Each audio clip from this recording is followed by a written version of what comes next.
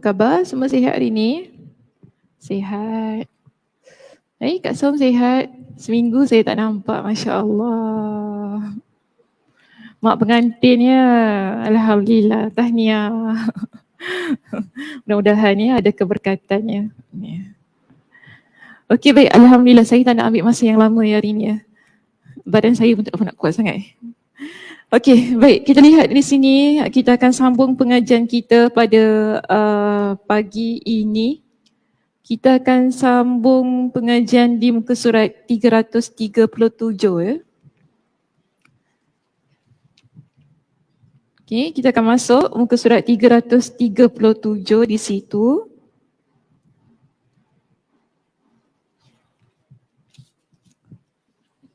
Tiga tiga enam tak apa, tinggalkan saja tingkatan ilmu tu. Kita akan masuk pada perbincangan pembahagian ilmu. Kita ada 1, 2, 3, 4, 5. Ambil 2 je lah ya hari ni.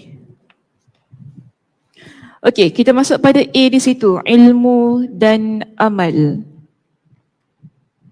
Apa yang dimaksudkan dengan ilmu dan apa yang dimaksudkan dengan amal? Baik, kita baca penerangan daripada Imam Ibn Al-Qayyim Al-Jauziyah di sini.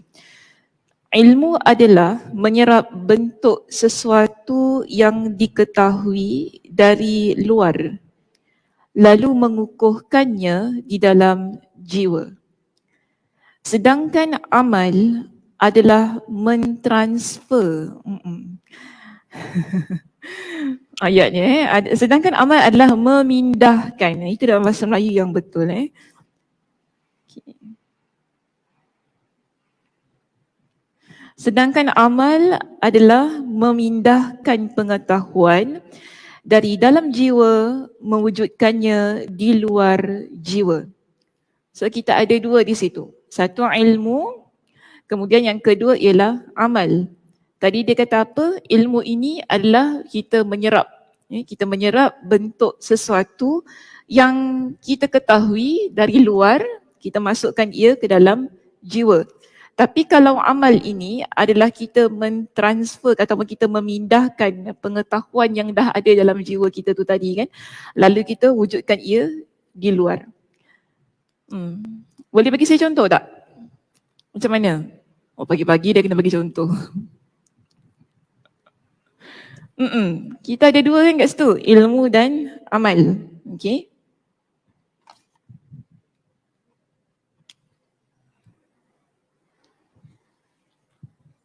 Nampak warna hijau? Ya? Nampak?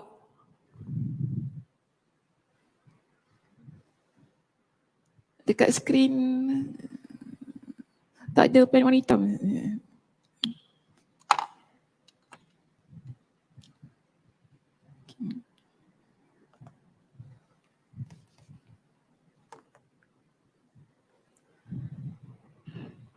Kita ada ilmu, kita ada amal.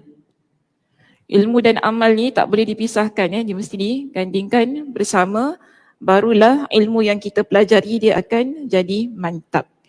Okey, bila kita kata ilmu tadi kan, dia jelaskan kepada kita bahawa ia adalah sesuatu yang ada di luar. Kita ambil lalu kita serapkan ia dalam jiwa kita.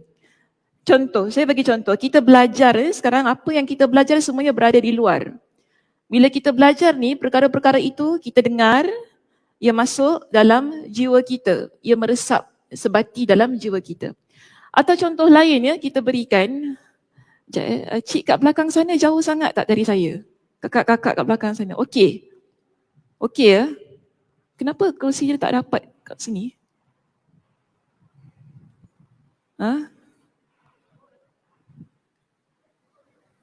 Macam mana? Semua tak nak. Oh, kenapa malu ya? Kipas. Oh, nak kipas. Oh, kipas masih jadi rebutan juga ya. Okey. Kipas. Dekat sini tak kena kipas? Kena kipas tak? Cik Ya kena kipas Cik Ya? Kena juga. Nanti minggu depan di depan ya. Macam jauh sangat lah. Jauh. Tak nampak, bukan tak nampak, nampak. Cuma dia jauh sangat. Kalau ke depan lagi cantik. Cuma tak tahu kalau tak kena kipas.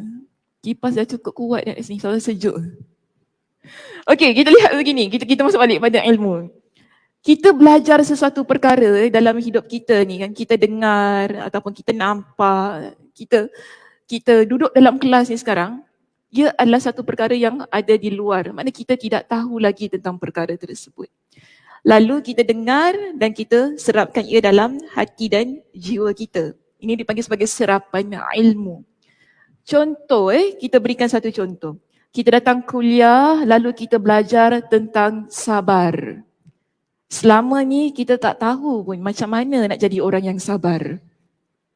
Ataupun kita kata selama ni kita tak tahu apa ganjaran yang boleh kita dapat jika sekiranya kita jadi orang yang sabar.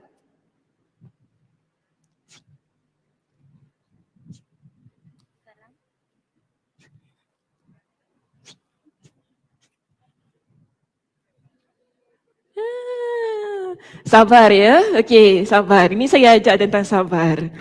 Kita nampak ya, ada anak kecil di sini. Okey, dia ganggu Ustazah kan. Budak ni sibuk aja kat depan tu ya. Time belajar, time tu pula je nak ke depan. Sabar ya kita ya. Ada adik kecil, Masya Allah, tabarakallah. Okey, adik ni kan. Okey, takut lari. Okey. Dia lari kat situ kan. Tak apa, biarkan je. Jangan hiraukan dia, biarkan dia. Biar dia buat macam playground kat sini, tak kisah. So kita lihat di sini, kita sebenarnya tak tahu apa itu keutamaan sabar. Kita tak tahu kalau saya sabar ni, apa yang kita boleh dapat menjadi seorang muslimah yang sabar. Okey. Kemudian kita duduk dalam kuliah, saya mengajar ya tentang keutamaan sabar itu. Kita belajar sebuah hadis yang mana Nabi SAW menyebutkan di hari kiamat berkenaan dengan dua kategori manusia. Okey. Satu, Nabi kata ahlul afiyah. Maknanya orang yang sihat. Kedua, Nabi sebut ia sebagai ahlul bala. Orang yang Allah uji. Okey. Orang yang Allah uji, satu orang yang sihat. Nabi kata apa? Yawaddu ahlul afiyah. Ahlul afiyah, orang yang sihat ini pada hari kiamat, bila dia melihat Allah Subhanahu wa taala memberikan kepada ahlul bala dengan al-thawab. Al-thawab kita panggil di sini ialah pahala.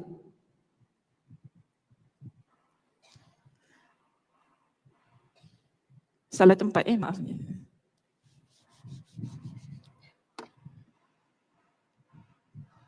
Allah berikan kepada ahlul bala ini dengan al-thawab, iaitu pahala.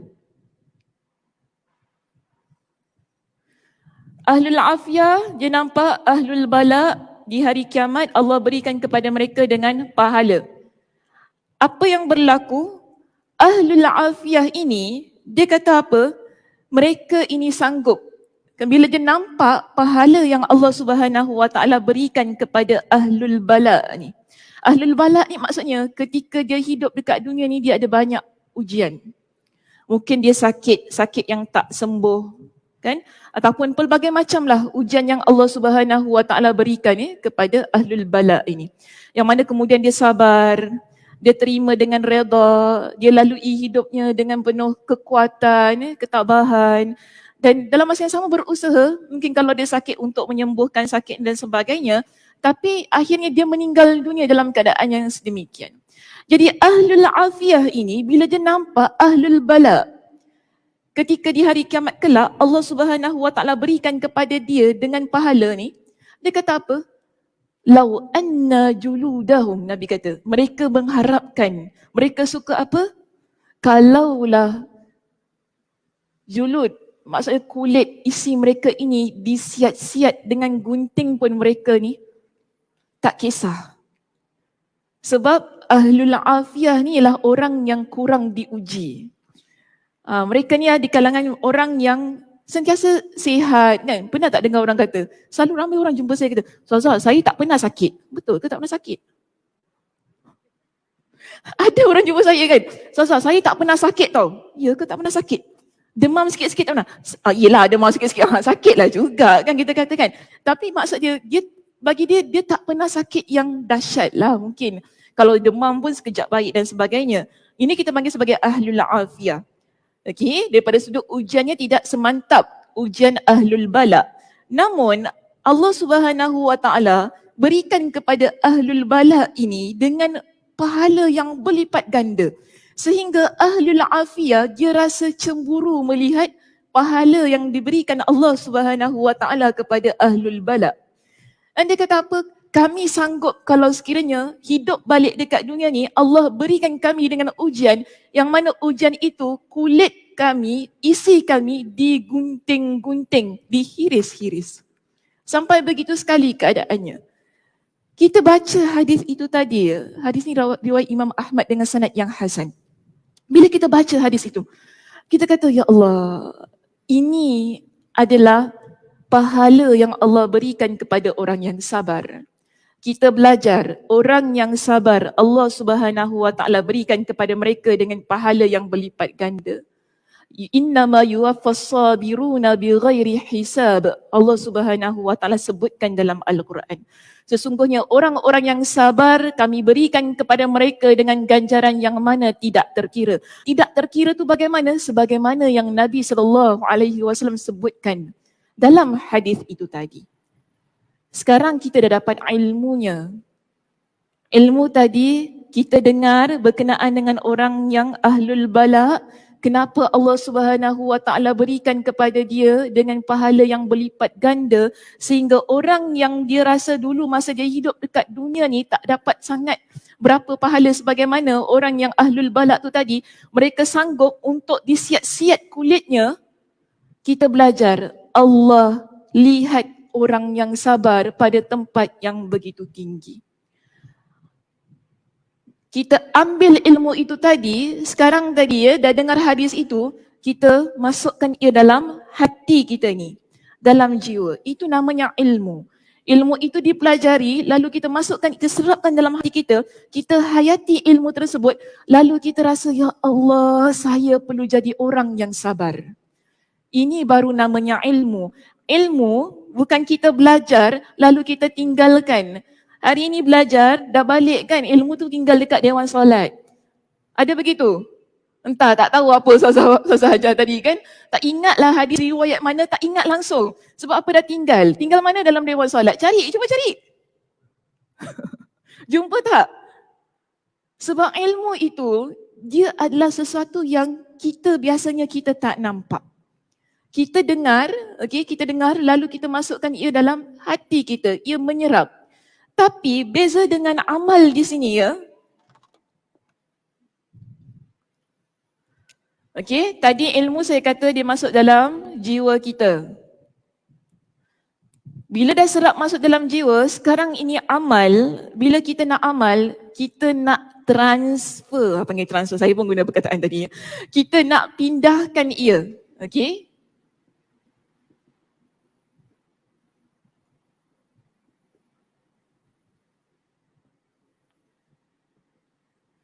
Diri ni maksud saya ialah zahir kita. Jiwa tadi maksudnya batin.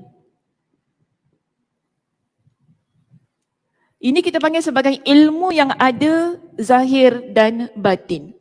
Sekarang, belajar hadis tadi, bila ia dah serap dalam jiwa, kita dah hayati dan kita rasa Masya Allah, saya ni nak jadi orang yang sabar. Bagaimana? Inilah yang kita kata amal. Kita pindahkan pada zahir kita. Kan? Itu kita mula jadi seorang muslimah yang sabar, muslimah yang menjaga tingkah lakunya, yang taat kepada Allah, yang mula kalau berlaku apa-apa menahan diri daripada perkara-perkara yang tidak baik dan sebagainya. Ini semua sabar. Kenapa kita buat sedemikian? Bermakna kita amalkan hadis tadi yang dah kita serapkan dalam jiwa kita. Bila kita amalkan bermakna kita zahirkan ia pada tingkah laku kita, pada tutur bicara kita, pada tindakan kita. Maknanya amal itu, ilmu tadi dipindahkan dan ia terzahir pada diri kita. Sebab tu tadi saya kata ilmu dan amal ia tidak boleh dipisahkan. Ilmu, kita belajar banyak ilmu dalam hidup kita ni sekarang, tapi adakah kita zahirkan ia pada diri kita?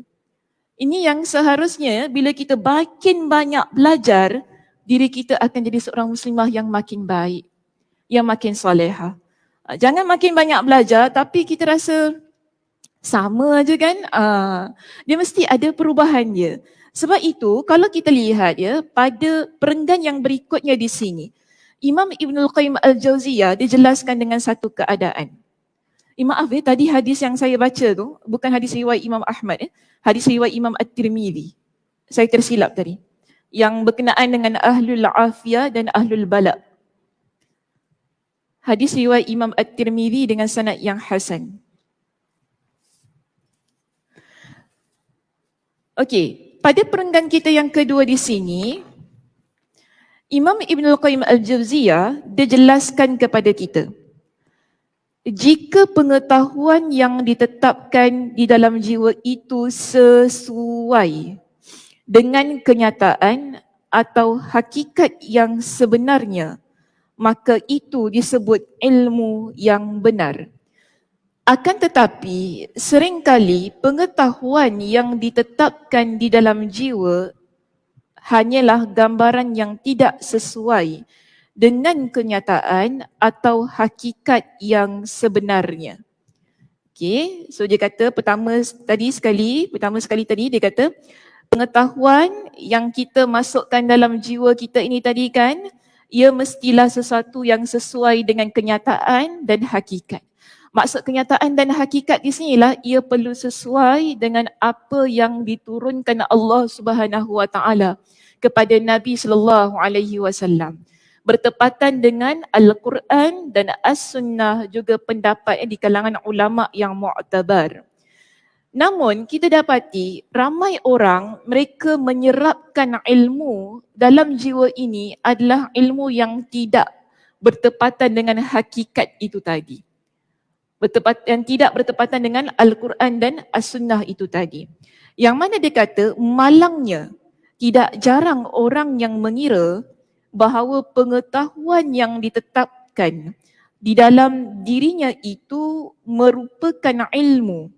Padahal itu hanyalah asumsi, maknanya kita punya sangkaan yang tidak sesuai dengan kebenaran dan hakikat yang sebenarnya. Ironinya, kebanyakan ilmu yang dimiliki orang tergolong ke dalam jenis yang kedua ini. Jadi kita ada dua jenis mereka yang menghayati ilmu.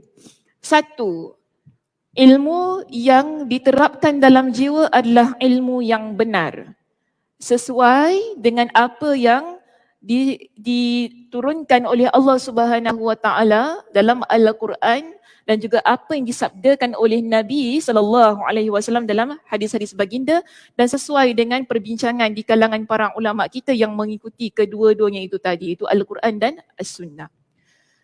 Yang pertama tu okey tau, tak ada masalah. Ya. Tapi kalau kita jadi orang yang kedua, golongan yang kedua di mana ilmunya tidak bertepatan dengan Al-Quran dan hadis tersebut, yang menyeleweng, yang salah. Tapi masalahnya walaupun ilmu itu salah, dia ada satu sangkaan yang kuat bahawa ilmu tersebut adalah ilmu yang benar. Sehingga dia letakkan dalam jiwa, dia hayati ilmu tersebut lalu dia amalkan. Dan ini Imam Ibnul Qayyim kata apa? Ramai orang berada pada kategori yang kedua. Okey, ramai orang berada pada kategori yang kedua. Mana ilmunya adalah ilmu yang salah. Okay. Ilmu yang salah ni ilmu yang macam mana?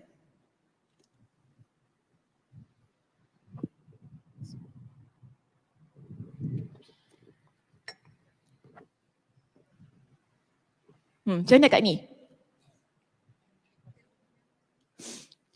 Banyaknya pen kat ni. Subhanallah. Macam-macam highlighter semua. Okey, macam mana kat ni?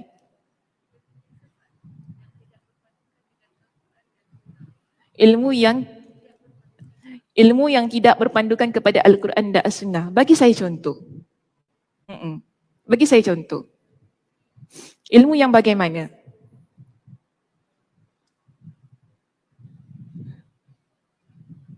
Saya kena bangun baru dia jawab.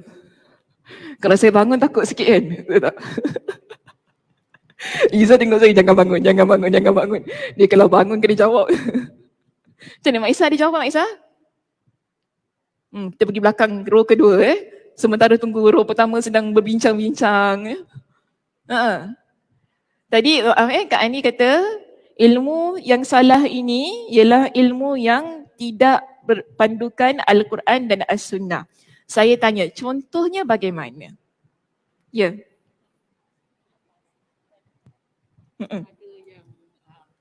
Kita tak payah solat satu kali. Oh, solat satu kali. Okey. Last week kan Ustazah cerita kan? Oh, macam Ustazah cerita last week. Oh, ini kena tengok video last week ni. Kalau macam Ustazah cerita last week, kena tengok video last week. Kan? Nak kena rewind balik apa dia cakap ya. Tapi poinnya ada di situ kan. Kata macam Ustazah cakap, kita solat satu kali, satu hari macam tu kan. Saya berikan begini satu keadaan yang begini. Bila kita kata ilmu yang salah,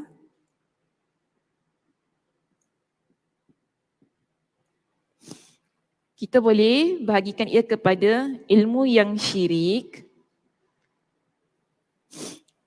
ilmu yang tahyul, yang berkaitan dengan khurafat. Nak kena bongkok juga Sakinah. Okay.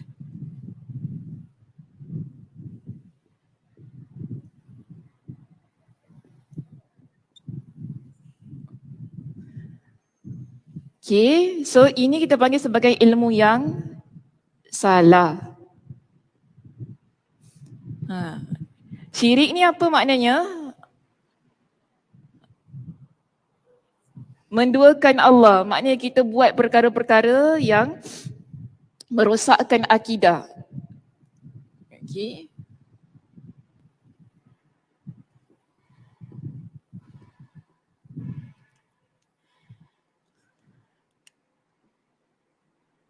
Masuklah pada hal yang ini. Maksudnya 3 perkara ni. Dan ada juga pendapat-pendapat yang lain lah. Kata ilmu yang bid'ah, yang buat perkara-perkara yang tidak diajar oleh Nabi SAW. Lalu kita create, kita buat satu perkara-perkara yang tidak ada dalam Al-Quran, dalam hadis Nabi SAW. Itu juga boleh dimasukkan kepada ilmu yang salah. Kan? Jadi kita lihat beginilah.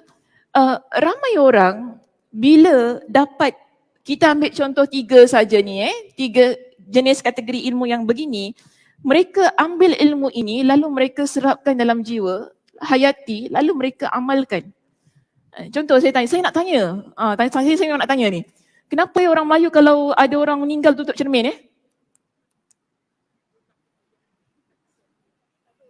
Ini soalan. Betul, saya nak tahu kenapa. Cik seniors. Kenapa? Mak Isa tahu ada jawapan. Dah buka cermin mata tu nak jawab. Nampak hantu? Kena bangun pula. Macam mana? Belaan. Belaan apakah itu? Saka. Jadi kenapa kalau takut nampak sakanya dekat cermin? Masya Allah. Agaknya assumptions. Okay, cik. Assumptions. Ini nampak saya bagi contoh sedemikian Tadi kan Imam Ibn Qayyim kata apa dalam perenggan tadi? Ada orang dia ambil ilmu ni sebagai satu sangkaan lalu dia terapkan dalam jiwanya, kemudian dia amalkan. Dan kita nampak banyak perkara-perkara pelik yang orang selalu buat lah. Kan saya ingat dulu bila masa arwah abah saya taklah. Arwah ibu mertua saya. Allahumma firlah warahmah wa'afihah wa'fu anha. Bila dia meninggal, orang sibuk datang rumah. Menantunya tutup cermin. Alam hati aku, kenapa nak kena tutup cermin Kita ni belajar tak pernah dengar Nabi suruh tutup cermin kan. Tutup cermin. Saya kata, kenapa kena tutup cermin? Kita budak-budak kan, cik-cik kan semua senior kan. Kenapa kena tutup cermin? Yelah, orang meninggal memang kena tutup cermin. Jangan cakap banyak, tutup cermin. Kena hormat orang mati. Hormat orang mati. Adakah tak tutup cermin tu tak hormat orang mati? Takkan nak bela saka pula ya? Tak ada. Tak tahulah kalau betul apa yang Mak Isa kata. Mungkin itu kepercayaan orang lama-lama lah kan gitu kan. Kalau dia muncul tu macam mana Mak Isa? Bangun balik ke? Oh tak ada ya? Okey. Tak, saja gurau saja. Saja gurau saja. Tapi kita nampak amalan itu mula-mula dia jadi satu ilmu yang kita serapkan dalam jiwa kita. Kenapa saya kata kita serapkan dalam jiwa kita? Sebab kalau tak buat, kita rasa salah benda tu. Nampak ya? Sebab itu dia sebati. Kalau dia tak sebati, tak buat tak jadi masalah. Macam tu rasanya. Sekarang ni bila ia dah sebati, kena buat. Mesti buat. Kalau tak buat nanti ia menjadi satu perkara yang salah. Kan pasal ada orang kata, orang perempuan kalau uzur jangan pergi kubur. Nanti ke bawah tu nampak. Betul ke? Macam-macam. Ilmu yang pelik-pelik ni kan suka orang. Orang kat dalam kubur tak kisah dah kita ni. Allah, kita hate ke apa dia tak kisah. Dia dah sibuk dengan urusan dia kat dalam. Kan dia tak kisah dah. Kita ajar perkara-perkara yang salah ya, nampak ya. Kefahaman yang salah kepada orang ramai. Lalu kita jadikan ia sebagai bentuk ilmu, nampak ya. Ilmu yang salah, mungkin ia tahyul, hurafat kan. Apa mana datang benda macam ni kan? Ada orang marah saya, engkau memanglah bila tak ada dalil dia tak boleh buat, tak ada dalil tak boleh buat macam tu kan. Ia bukan pasal tak ada dalil tak boleh buat begitu, bukan begitu. Ia sebab dia menjadi agama kita. Minggu lepas saya ada cakap tentang satu athar yang mana Ibn Sirin kan dia kata sesungguhnya ilmu ini adalah agama. Kita belajar sesuatu, dia akan, sebab kita ni orang yang beriman kepada Allah. Apa-apa yang kita buat, dia jadi lifestyle, gaya hidup kita, cara hidup kita seharian. Jadi orang yang beriman ini, bila dia dapat satu ilmu, dia terapkan dalam diri dia, dia akan jadi amalan dalam hidup dia. Lebih-lebih lagi jika ia berkaitan dengan sesuatu yang mendatangkan pahala, dosa dan sebagainya. Jadi bila kita lihat dalam perkara tu tadi, orang mengeluarkan satu statement ataupun ilmu-ilmu yang salah begini, dia serapkan dalam hati dia ataupun dia ajar orang, lalu orang tu menghayati ilmu tersebut dan ia akan diamalkan dengan cara yang salah. Kan? Contoh biasa orang selalu cakap kan, jangan ambil gambar 3 orang nanti yang tengah tu meninggal lah. Ni macam mak saya lah. Siapa datang raya rumah saya, itu kan mak saya kata, aku tak nak duduk tengah ambil gambar dengan korang, nanti yang tengah tu mati dulu. Depan-depan jemaah mak saya cakap gitu. Ya Allah ya Tuhan. Dalam hati kita, ya geramnya aku dengan mak kita. Geramnya. Kita dah cakap banyak kali dah. Benda tu tak ada, benda tu tak ada. Dia boleh buat apa? Ilmu tu dah serap dalam jiwa dia. Nampak ya? Susah nak ubah. Sebab tu orang lama-lama ni kalau kita cakap dia susah.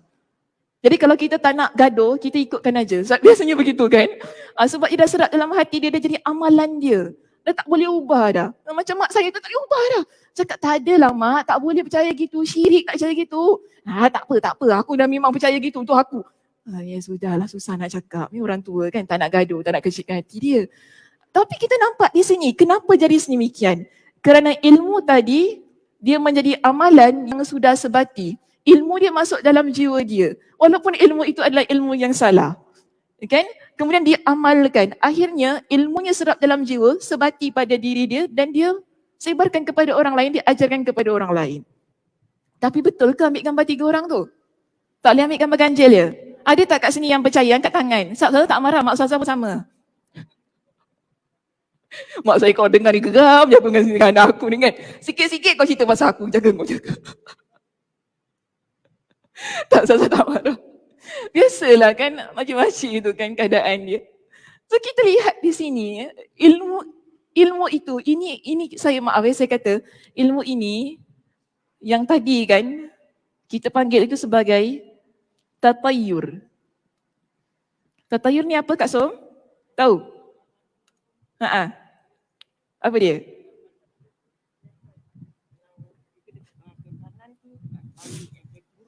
Oh, kanan baik, kiri buruk macam tu. Dia percaya pada nasib baik, nasib buruk. Bad luck, good luck.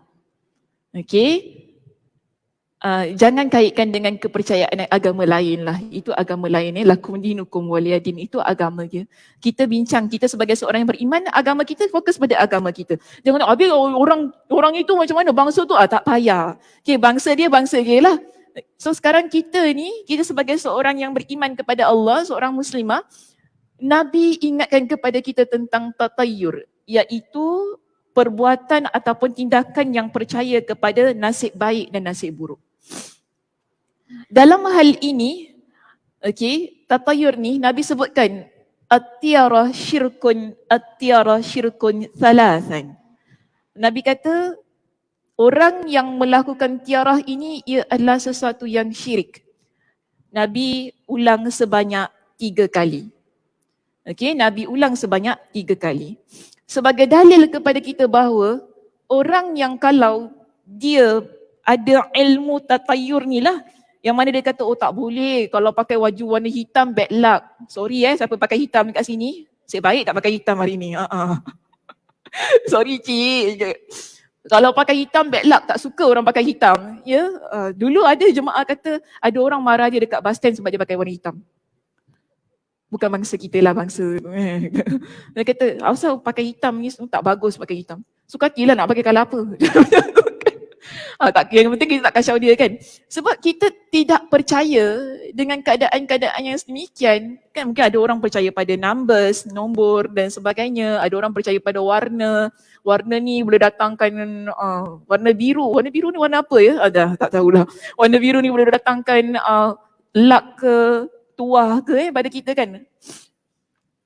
Nabi ingatkan tentang hal ini sebab apa? Ia adalah amalan masyarakat jahiliyah.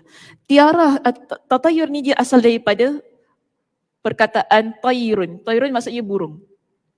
Sebab apa? Masyarakat jahiliyah pada zaman dahulu ni mereka ni kalau mereka nak bermusafir, mereka akan keluar rumah dulu, mereka akan terbangkan seekor burung terlebih dahulu di hadapan pintu rumah mereka. Jadi bila dia terbangkan burung tu kan, kalau burung tu terbang ke arah kanan, maknanya nasibnya baik. Jadi mereka percaya kalau burung ni terbang pada kanan, kita kalau keluar pergi musafir, bagus perjalanan kita. Tidak ada perkara-perkara buruk yang akan menimpa kita. Tapi kalau burung yang diterbangkan itu terbang ke sebelah kiri, ini nasib tak baik. Mereka akan cancel, mereka akan batalkan perancangan mereka untuk keluar musafir, tak jadi keluar. Jadi ini mereka sandarkan nasib mereka pada seekor burung. Kenapa ia syirik? Sebab kita tak letak tawakal kita kepada Allah. Sebagai seorang muslimah yang beriman, hati kita, tawakal kita yang ada dalam hati ini, ia balik pada Allah Subhanahu Wa Taala. Kita tak letak pada benda.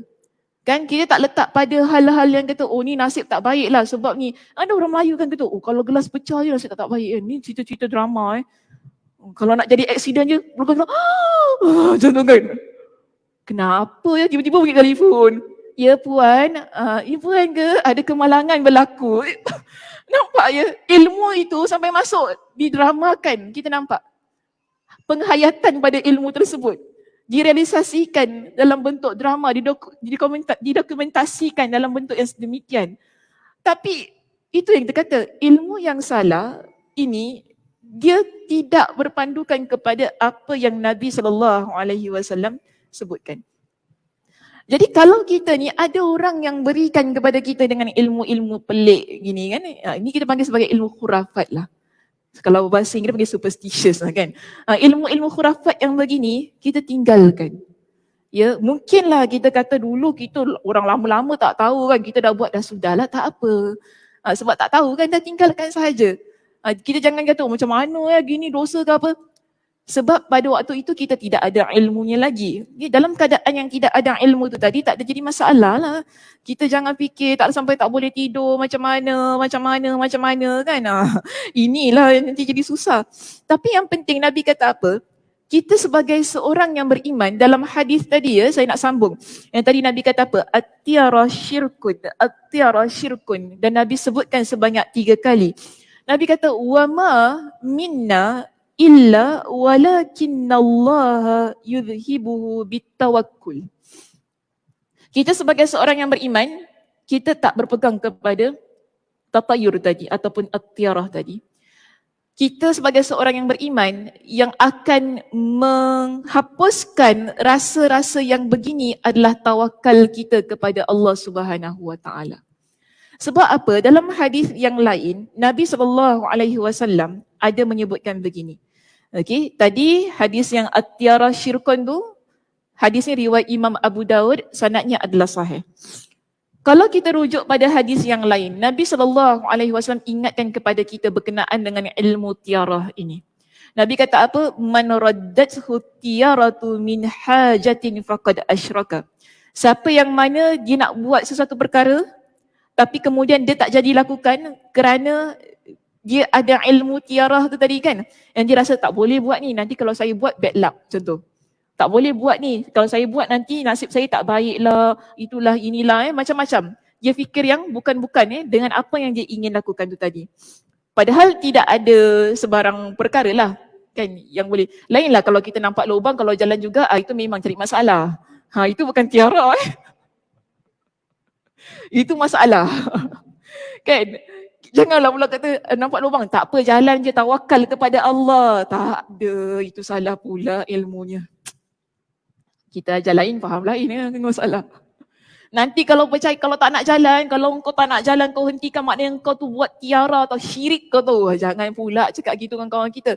Dah sasar nampak depan tu lubang, memanglah kena elak kan. Kalau jalan juga itu memanglah masukkan diri pada kebinasaan.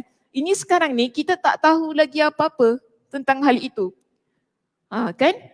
Memang tak ada something pun, tapi kerana kita percaya kepada burung, contoh pada burung tu tadi, ataupun mungkinlah kita kadang-kadang orang Melayu ni kalau nampak burung gagak dekat galah kita tu kan, gagak ni, gak, kita tengok kan. Tapi ya Allah, burung gagak masuk rumah mak saya hari-hari. Dia dekat tempat singki tu kan. Dulu sebab dia orang dah buat yang ampaian panjang tu, so dia orang suka dia bertinggi kat situ, dia nampak tak ada orang, dia masuk, habislah cakap. So nak macam mana? Kalau kita kata, nasib tak baik hari-hari macam tu ya. Kalau orang percaya gitu kan, kalau orang lama-lama, nasib tak baik ni hari-hari macam ni. Tapi tak boleh. Nabi kata siapa yang dia menghentikan aktiviti dia kerana dia yakin dengan tiarah itu tadi, nasib baik, nasib buruk tu tadi. Orang ini telah melakukan kesyirikan.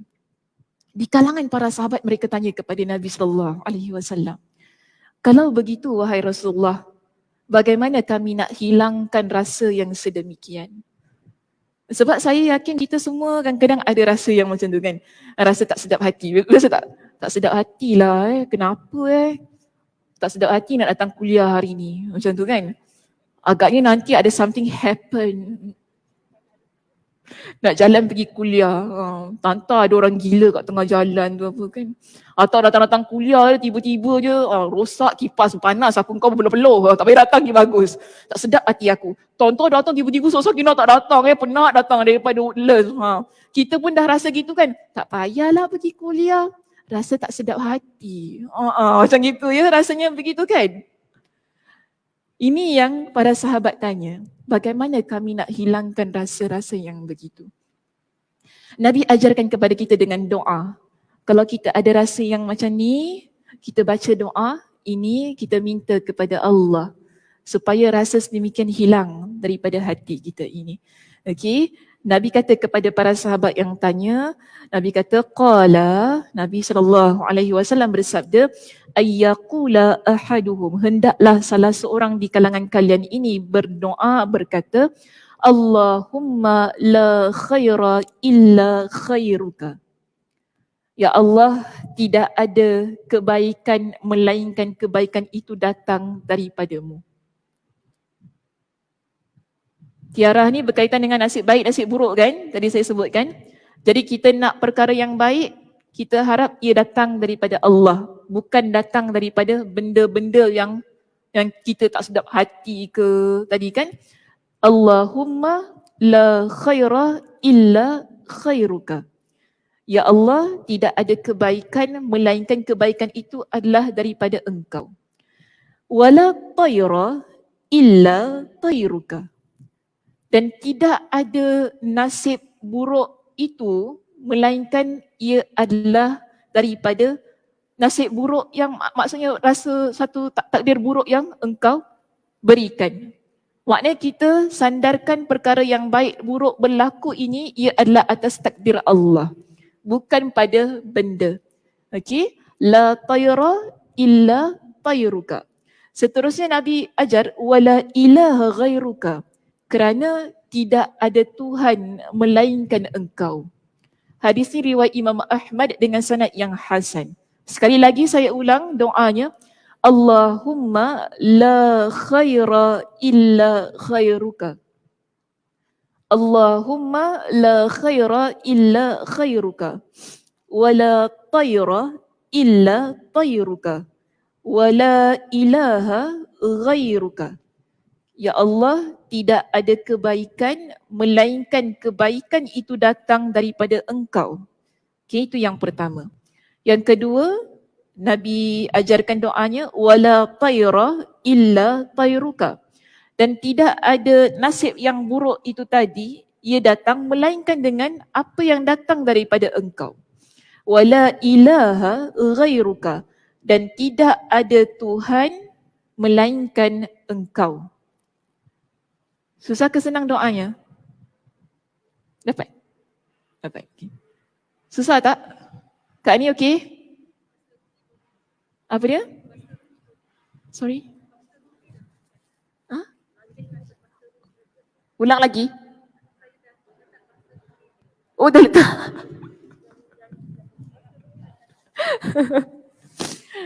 Bijak. Masya Allah, tabarakallah. Saya dah letak minit dan masa. Nanti balik rumah saya ulang balik Ustazah. Masya Allah, tabarakallah. Saya tak terfikir pula ya cara sedemikian.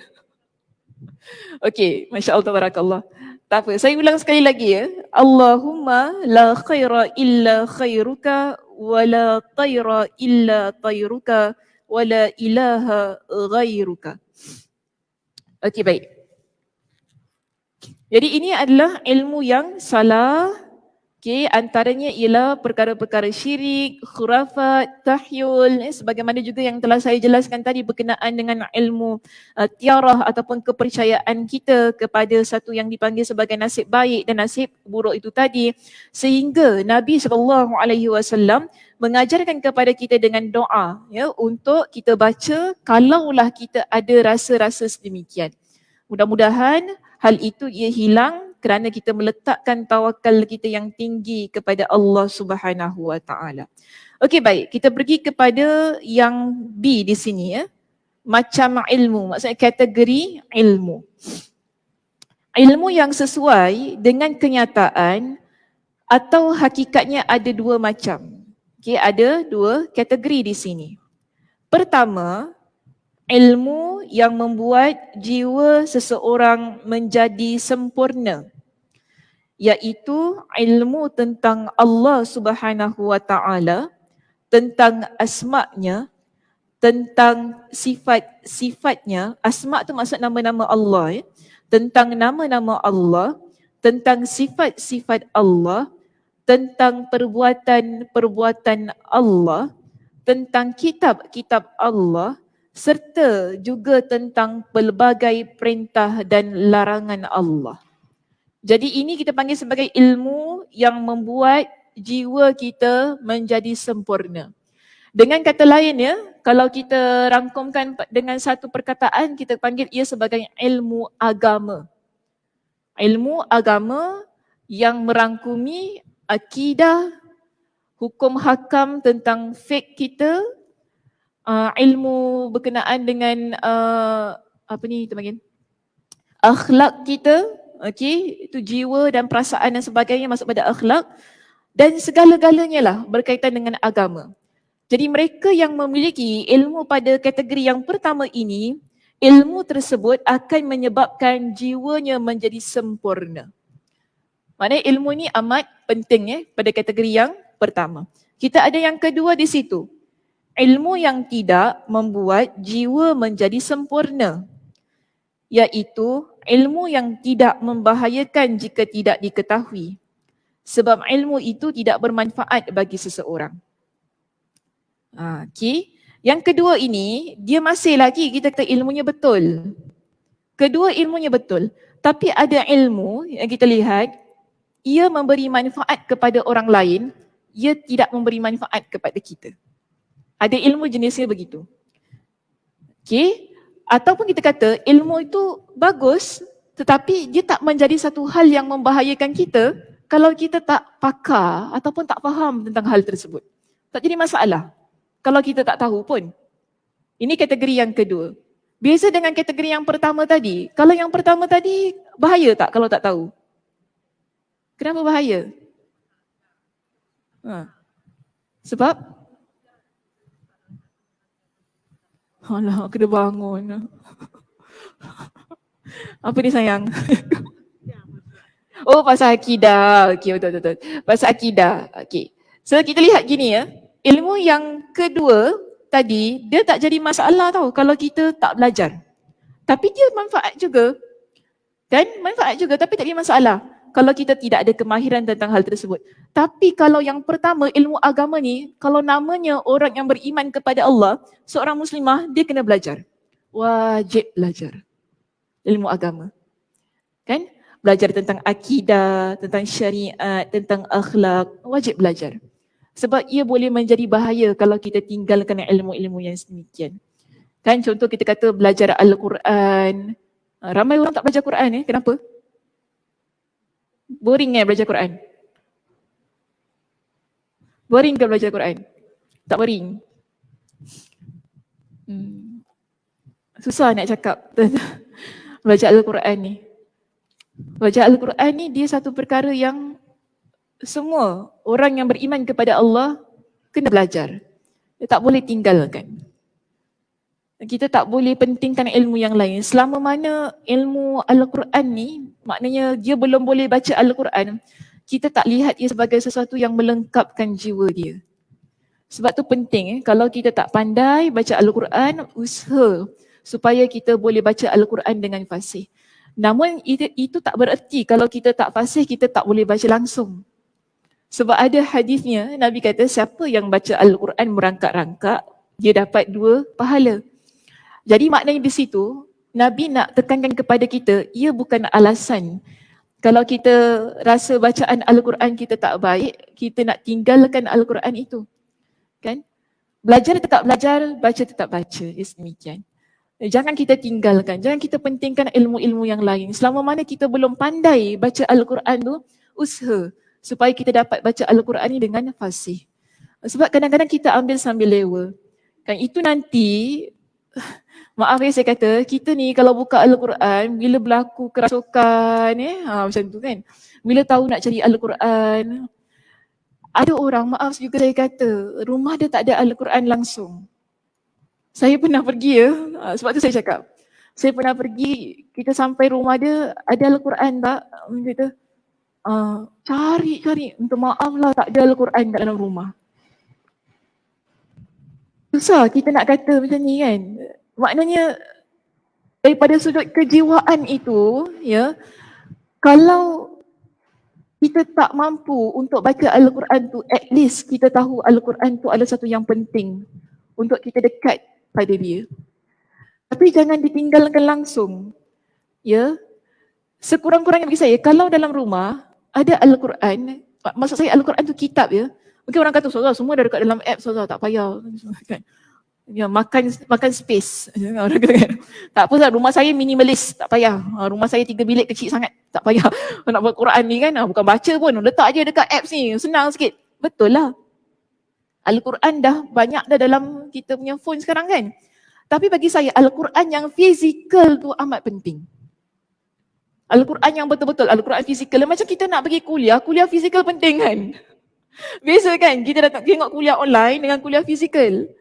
Kita kuliah fizikal tu penting, Ustazah. Kenapa penting? Sama apa? Saya ajar dekat rumah dengan tak sama. Fizikal tu ada jiwa. Kita dekat kan. Nampak muka ustazah clear. Jerawat ustazah pun boleh nampak. Ya. Eye bag ustazah semua boleh nampak ustazah. Tak boleh tipu kalau dekat-dekat ni ustazah. Nampak real macam tu. Sama juga kita dengan Al-Quran ni. Bukan saya kata baca dekat apps tak nampak real. Al-Quran tu real, tetap real. Sama je. Cuma bila kita pegang Al-Quran tu kan, kerana kita baca Al-Quran ni muslimah, kita letak macam ni kan. Dia dekat dengan kita. Dan lepas baca tu kita peluk Al-Quran kita kan. Kita rasa macam subhanallah. Saya baca Al-Quran hari ni, dia macam tu. Beza, kita peluk apps kita, beza. Dia tak sama. Kan bahaya peluk ni. Tenaga energi yang tak bagus ni, nanti sakit. Letak jauh-jauh handphone tu kan. Kita letak Al-Quran pada hati kita ni. Lepas kita baca tu, subhanallah, alhamdulillah. Hari ni dapat baca setengah muka surat. Alhamdulillah. Tak ada masalah. Kita rasa dekat dengan dia. Al-Quran tu begitu. Sebab tu penting. Kalau tak pandai baca Al-Quran ini, kita usaha. Sebab ni adalah ilmu yang ada pada kategori yang pertama itu tadi. Ia melengkapkan jiwa kita. Kan saya selalu ingatkan kepada diri kita semuanya muslimah, hatta diri saya juga. Kita nak ada hati yang tenang. Dengarlah kuliah mana-mana pun, dengarlah, jumpalah Habib mana sekalipun. Kalau kita tak dekat dengan Al-Quran, dia tak jadi tau muslimah. Ya, kita jumpalah tok guru serban besar macam mana, ustazah tudung labur macam mana pun. Tapi kalau kita tak dekat dengan Al-Quran, hati kita dia tak tenang. Mungkin kita kata, ya saya dengar ustazah cakap tu tenang hati saya. Betul, tapi ia yang sementara je bagi saya. Namun Al-Quran ini kalau kita jadikan ia sebagai amalan, hari-hari kita baca, ia adalah sesuatu ilmu yang kita serapkan dalam hati kita. Sebab ini adalah kalamullah Al-Quran tu bila kita baca. Kan Allah kata dalam Al-Quran, Allah serukan kepada manusia dalam surah Yunus pada ayat yang ke-57. Allah kata apa? Ya ayyuhan nas, qad ja'atkum mau'izatun mir rabbikum. Telah datang kepada kalian pengajaran ataupun nasihat daripada Tuhan kalian. Mau'izatun mir rabbikum wa shifaa'un lima fis sudur. Dan ia menjadi penawar pada apa yang ada dalam hati kalian. Wa hudan wa rahmah. Dan ia menjadi petunjuk rahmat lil mu'minin kepada orang yang beriman. Apa dia itu? Al-Quranul Karim. 4 fungsi utama yang ada pada Al-Quran ini, bila kita baca, kita hayati, ia menjadi ilmu pada diri kita, ia serap pada hati kita ini, lalu kita amalkan, 4 fungsi ini akan ada pada diri kita. Setiap hari kita akan dengar mau'izah, iaitu nasihat daripada Al-Quranul Karim. Kita akan dapat penawar daripada Al-Quranul Karim, itu yang buat jiwa kita rasa tenang. Ia akan jadi huda, iaitu petunjuk. Allah berikan kepada kita dengan petunjuk, iaitu Allah bezakan, maknanya Allah tunjukkan kepada kita mana yang betul, mana yang salah. Begitu juga yang terakhir, ia menjadi rahmat kepada kita. Dan saya juga banyak kali ingatkan, kita amat perlukan rahmat Allah. Antara cara untuk kita dapatkan rahmat Allah ialah dengan membaca Al-Quranul Karim. Belajar Al-Quranul Karim. Supaya rahmat Allah Subhanahu Wa Taala itu sentiasa dengan kita. 4 perkara ni kita amat perlukan dalam hidup ini untuk menjadikan diri kita seorang muslimah yang benar-benar tenang jiwa dan raganya. Apa pun masalahnya ya muslimah, betul kita jumpa kaunselor kan, kita katakan, kita jumpa psikiatris lah kita kata, ataupun kita jumpa doktor sebab kita sakit, kita jumpa orang sana, kita jumpa orang ini untuk menyelesaikan masalah kita. Selesaikanlah masalah kita dengan cara apa sekalipun. Tapi Al-Quran itu jangan sesekali kita tinggalkan. Sebab kalau saya kata baca Al-Quran nanti orang marah. Ada orang marah, oh kalau gitu ada masalah rumah tangga baca Quran lah. Ada ya orang cakap gitu dengan saya. Tak tahu nak jadi apa manusia. Itu maaf lah. Oh kalau gitu sakit je baca Quran lah.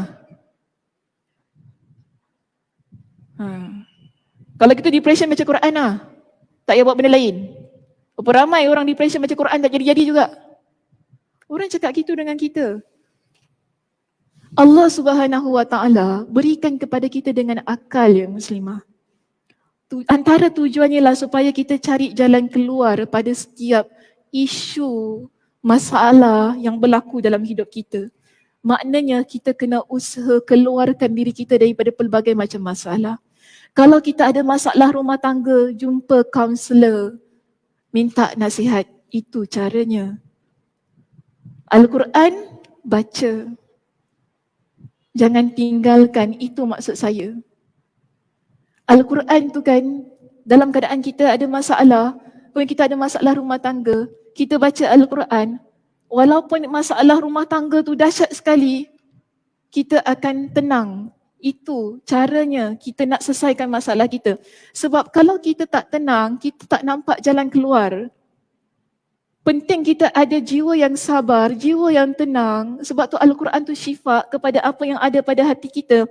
Imam At-Tabari dalam kitabnya, bila dia tafsirkan ayat itu tadi, surah Yunus ayat 57, dia kata apa? Apa maksud syifa'ul lima fis sudur? Pada maksud kata-kata Allah itu, dia tafsirkan, dia kata apa? Allah keluarkan kita daripada kejahilan. Penawar, Allah berikan penawar. Kita sekarang kalau kita buntu, kita jahil, kita tak nampak jalan keluar, kita baca Al-Quran, Allah tenangkan hati kita nampak jalan keluar, Allah berikan penawar maknanya.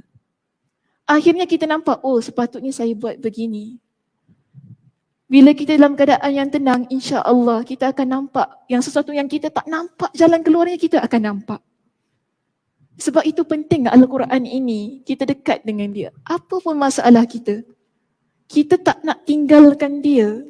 Sebab ia antara cara untuk kita dapatkan jalan keluar dalam kehidupan kita.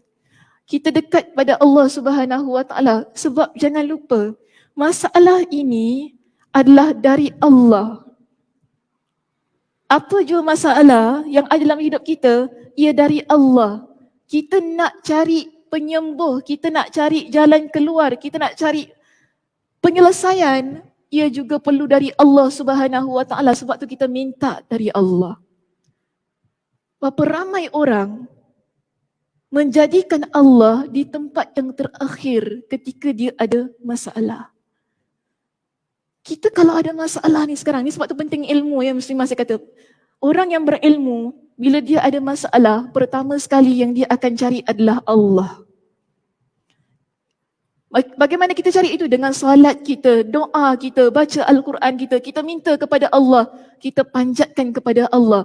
Baru kita cari manusia, makhluk ini untuk bantu kita. Begitu caranya. Kita minta kepada Allah, ya Allah, berikan kepada saya dengan jalan keluar, berikan kepada saya dengan kesabaran untuk masalah ini. Doa pada Allah, minta pada Allah. Tapi ramai orang, bila berlaku masalah, Allah bukan nombor satu.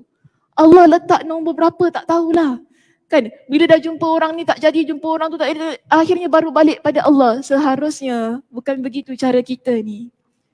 Sebab tu sebagai seorang yang berilmu, yang ada ilmu yang pertama tadi, ilmu agama itu dia akan menyempurnakan jiwa kita. Akhirnya apa jua yang berlaku dalam hidup ini, Allah tempat yang paling atas. Allah akan jadi tempat yang paling atas kita letakkan dalam jiwa kita, bukan makhluk. Kerana kita tahu tawakal kita kepada Allah. Itu pentingnya ilmu agama ni. Pentingnya ilmu Al-Quran kita belajar. Tapi kadang-kadang kita dengan Al-Quran ni berkira, amat sangat berkira. Tak nak belajar, tak ada masa lah, buang masa lah, tak payahlah, lidah dah keras lah. Macam-macam kita ni. Malu lah Ustazah, cik dah tua. Tak apa cik. Kan? Tak apa. Ilmu agama ni jangan malu. Ya, tak perlu kita ada rasa malu nak belajar. Nak belajar Al-Quran ni jangan malu. Kan? Kita selalunya tak malu tau kalau kita nak belajar ilmu-ilmu yang pada peringkat yang kedua tu. Ilmu yang kedua ni, ya kadang-kadang dia tak memberi, dia bermanfaat tapi kita tak perlukan kepada ilmu itu. Namun masalahnya kita tak malu. Kan? Apa ramai makcik yang belajar yoga, keras urat pun dia stretch juga urat je, tak apa untuk kesihatan Ustazah. Ketawa orang depan. Tak apa Ustazah, ni untuk kesihatan Ustazah, bagusnya kita kena aktif life. Macam tu kan? Kita kena aktif Ustazah, tak apa stretch, tarik je, tarik. Lama-lama okey. Sama juga cik baca Quran. Kan? Sama juga baca Al-Quran, sama. Kita kata lidah kita keras, baca, praktis, akhirnya boleh juga. Dia cuma nak dengan tak nak saja. Macam tadi ilmu kita kata yang kedua tu tadi, nak exercise, nak bersenam dan sebagainya. Kita rasa tak boleh.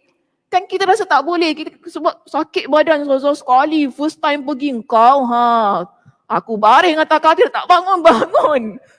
Kenapa kita pergi second time, third time, fourth time, fifth time sampai kita okey dengan senaman itu? Sebab kita rasa benda tu okey untuk kita, untuk manfaat diri kita. Manfaat kita rasa demikian. Itu buat kita sabar, tapi ramai orang tak sabar belajar Al-Quran. Salah satu gol sikit air mata menitik. Kecil hati aku dengan Ustazah Sakinah. Dan tentu aku tak boleh sebut huruf Ghin. Sibuk. Marah, orang sebut huruf salah, marah kita pula, malu kita. Kecil hati minggu depan tak datang. Kecil hati kita tak datang. Kita macam itu belajar agama, macam tu. Tapi kalau belajar ilmu-ilmu dunia ni kecil hati tak apa, datang kena cekal, ni semua bagus untuk kita. Nampak ya? Sedangkan ilmu yang pertama tadi, ia adalah ilmu yang melengkapkan jiwa kita, yang menuntut kepada kita agar kita banyak sabar. Kerana manfaatnya bukan saja dunia, tapi juga akhirat. Beza dengan yang kedua tu tadi, kan? Kalau kita rujuk pada penerangan yang berada di muka surat kita yang ke-338 di situ. Nabi SAW selalu memohon perlindungan kepada Allah Subhanahu Wa Taala agar dijauhkan dari ilmu yang tidak bermanfaat. Ilmu tidak bermanfaat yang dimaksud ialah beragam ilmu. Maksudnya ilmu yang pelbagai macam, yang benar dan sesuai dengan hakikat. Maknanya ilmu tu betul, tak salah. Kan macam tadi saya kata ilmu bersenam, semua tak salah, tak ada masalah. Dia tak ada kaitan dengan ilmu yang tadi. Syirik, tahyul, hurafat, tak ada kaitan dengan dia. Tapi sama sekali tidak membahayakan jika tidak diketahui dia. Kalau kita tak ada ilmu tentang hal tu pun tak ada jadi masalah. Kan contoh, kita tak tahu pun bintang ada berapa banyak dekat atas. Tapi tu ilmu-ilmu yang bagus. Kalau orang yang mendalami ilmu falak, dia maknanya pakar dalam ilmu kan, dia kena tahu ilmu tu. Tapi adakah kita ni orang-orang awam perlu belajar ilmu tadi? Tak perlu. Adakah bahaya kalau tak belajar? Tak boleh, nanti tak nampak bulan macam mana, tak tahu hari raya bila, macam tu kan. Kena belajar, semua orang kena tahu ilmu falak ni. Kita tahu mufti tu salah ke tidak, macam tu Tapi adakah perlu? Tak perlu kita ni. Untuk mendalami ilmu tersebut, kita serahkan ia kepada yang pakar, begitu kan.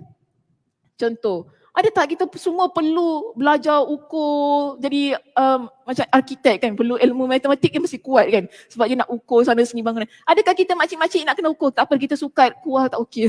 Kak Ani kalau Kak Ani dia bikin kek lapis kan, kena tahu kan berapa sukatan yang betul lah. Tak apalah, sebab tu kepakaran dia. Tapi ada orang tak perlu, saya beli je, biar Kak Ani je buat macam tu. Bahaya tak untuk kau kena tahu tau nak ni berapa gram ni kalau tak nanti salah, bahaya. Tak ada, dia tak membahayakan kita. Tak perlu untuk kita belajar benda tu. Maknanya dia bermanfaat untuk seseorang, dia tak bermanfaat untuk kita. Maknanya kalau kita tak belajar pun tak jadi masalah, tak bahaya. Okay, itu maksudnya ilmu yang tidak bermanfaat. Contoh dia berikan kepada kita di sini. Misalnya ilmu falak, saya baru sebut tadi. Misalnya ilmu falak, ni astronomi. Dengan segala perinciannya dan tingkatan-tingkatannya, juga jumlah bintang dan ukurannya. Nak tahu bintang ni berapa besar kan, hujung bucu dia berapa kan, betul ke bintang tu bentuk macam gini? Betul ke gini? Betul. Okey, kalau orang yang minat okey lah. Kan dia okey, bagi dia bermanfaat, kepuasan bagi dia untuk mendalami ilmu tersebut. Tapi kita nak belajar, ya Allah, saya pun tak kuasa. Saya pun tak kuasa lah nak belajar, nak pergi cari bintang itu, bintang ini, tak. Dia bukan satu keperluan untuk saya. Kan bagi saya ilmu hadis lah penting, sebab itu kepakaran saya. Belajar ilmu tu kena tahu bagaimana ulama ni, bagaimana kan perawi ni sahih tak sahih, itu penting untuk saya sedemikian. So kita nampak di sini ada ilmu, dia bermanfaat, dia memberikan kepuasan, dia memberikan kepakaran kepada seseorang. Tapi kalau orang lain tidak pakar dalam ilmu tersebut, orang lain tak tahu ilmu itu, dia tak bahaya langsung untuk dia. Kita kata ilmunya tak bermanfaat untuk diri dia. Sebab tu tadi ada dua kategori yang tadi. Namun yang pertama, kategori yang pertama tu dia mesti. Kalau dah namanya seorang muslimah yang beriman kepada Allah, beriman kepada apa yang dibawakan oleh Nabi SAW, dia nak tak nak, dia perlu ada ilmu agama. Perlu peruntukkan masa belajar agama, faham agama, hayati agama itu lalu dia amalkan. Sebab itu ada 4 perkara yang Nabi SAW minta perlindungan kepada Allah Subhanahu Wa Taala. Kita jadikan doa ini sebagai doa, sebagai perbincangan kita yang terakhir ya. Sebab tadi ada perenggannya yang menyebutkan Nabi SAW selalu Nabi minta, Nabi mohon perlindungan kepada Allah agar dijauhkan dari ilmu yang tidak bermanfaat. Okay, saya yakin ramai antara kita yang mungkin dah hafal doanya, yang tahu ya doa ini, di mana Nabi SAW minta kepada Allah pertama, Nabi mohon, Allahumma inni a'udzubika min ilmin la yanfa'.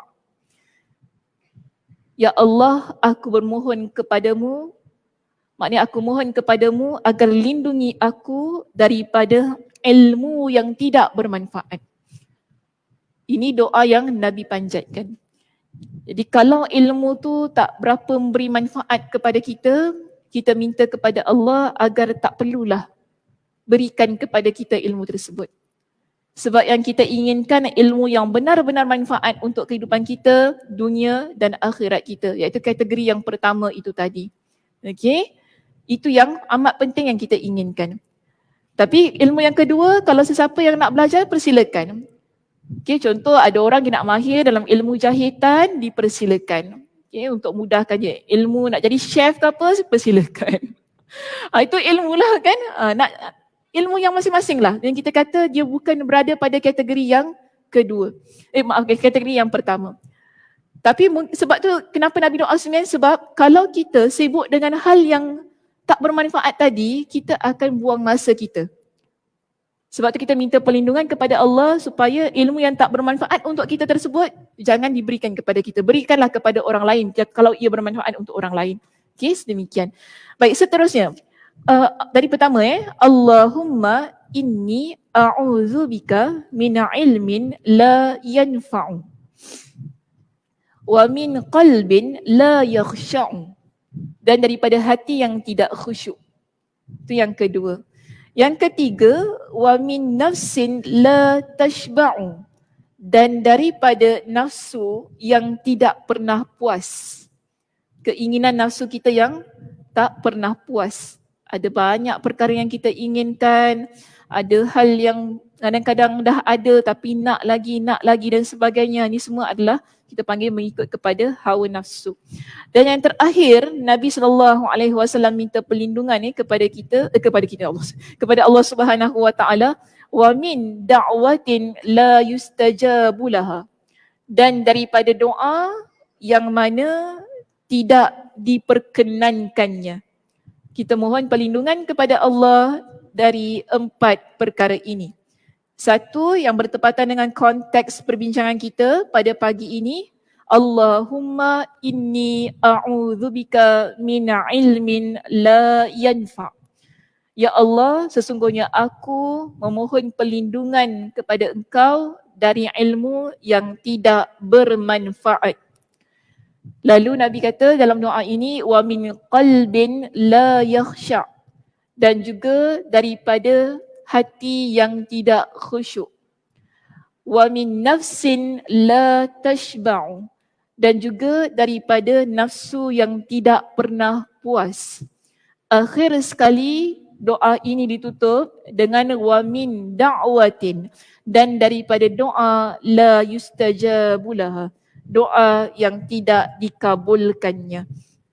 Hadis ini riwayat Imam Muslim. Okay, hadis ni dia ada pelbagai macam redaksinya, lafaznya ada pelbagai macam. Mungkin ada orang dia baca ilmu yang tak bermanfaat di bahagian akhir, ada orang dia baca tentang nafsu terlebih dahulu kan. So dia ada banyak hadis berkaitan dengan doa ini. Yang antaranya riwayat Imam At-Tirmidzi yang mana riwayatnya adalah sahih. Dia letakkan min qalbin la yakhsha' terlebih dahulu. Jadi dia tak jadi masalah. Mungkin nanti kata, Ustazah betul tak doa ni saya baca? Kenapa ni terbalik Kenapa ni datang dulu Tak ada masalah. Okey sahaja. Yang penting 4 perkara itu tadi ada. ya, dalam doa yang kita baca. Okey, itu saja pengajian kita untuk pagi ini. Mudah-mudahannya apa yang kita bincangkan pada hari ini memberi manfaat. Mudah-mudahan apa yang disampaikan dapat menjadikan diri kita seorang muslimah yang lebih bermotivasi untuk terus-terusan menuntut ilmu agama dan akhirnya kita hayati dan amalkan ilmu tersebut pada diri kita. Saya tutup pengajian kita pada pagi ini dengan tasbih kafarah. Subhanakallahumma wa bihamdika asyhadu an la ilaha illa anta astaghfiruka wa atubu ilaik. Assalamualaikum warahmatullahi wabarakatuh.